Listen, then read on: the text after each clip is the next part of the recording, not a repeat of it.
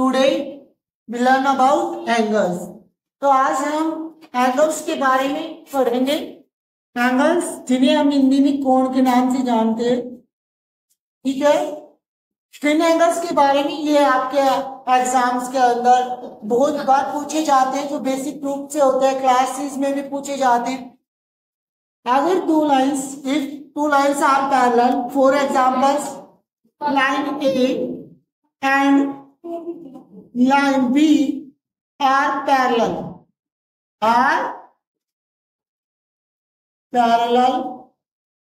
to each other।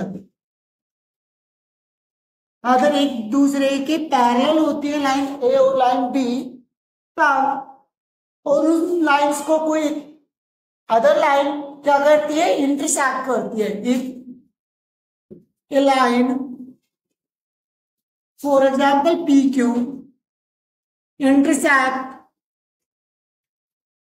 these lines, अगर इन lines को एक इंटरसेक्ट कर दे, कौन सी लाइन, पी क्यू, तब यहाँ पे जो एंगल्स बनते हैं उन एंगल्स को किस हिसाब से देखा जाता है। For example angle 1 and angle 1, this angle and this angle is called corresponding angles, or these are equal, angle 1 equal to angle 1 because these are corresponding angles। Angle 2 and angle 2 are equal angles because these are also corresponding angles। These are corresponding angles।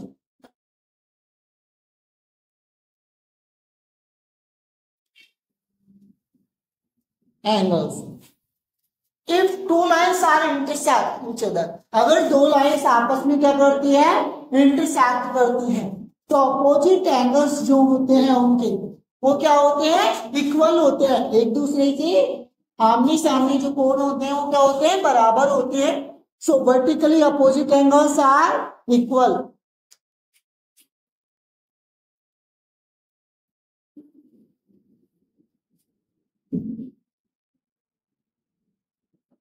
So we can say that angle 4 is equal to angle 2 and angle 1 is equal to angle 3।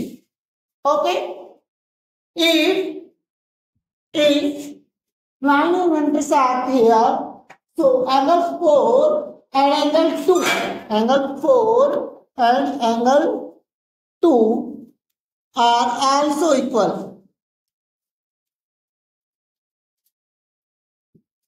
कि यहां से क्या, ये angle और ये angle equal होंगे। क्यों होंगे, क्योंकि ये आपके अपोजिट एंगल्स है, अल्टरनेट अपोजिट एंगल्स। क्या होते हैं, alternate opposite angles.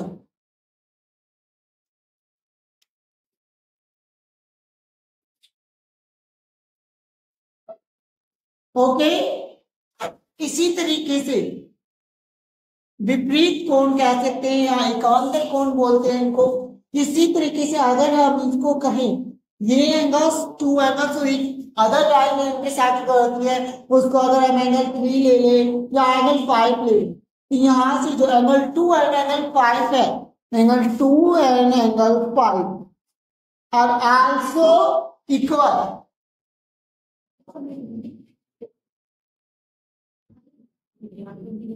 Also equal क्यों है बेटा, इक्वल क्यों है, क्योंकि इनको बोला जाता है, हिंदी में बोलते हैं कौन से एंगल्स, हिंदी में हम इनको संगत कोण भी बोल देते हैं, और ये कोरस्पोंडिंग एंगल्स है इन लाइन से। ठीक है, अगर हम यहां से देखें angle 3 and angle 2, angle 3 and angle 2, these are adjacent angle,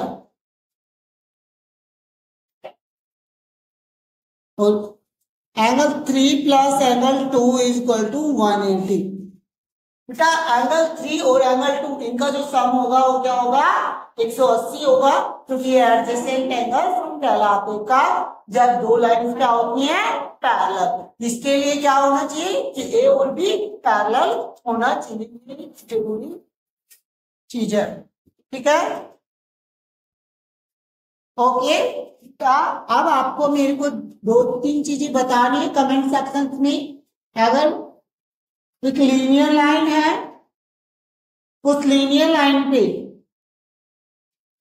linear है लाइन्स का एंगल सम कितना होता है 180। This angle is 75, so find the value of x. Okay, comment section में मुझे बताइए और आप मेरे को मेंशन कर सकते हैं।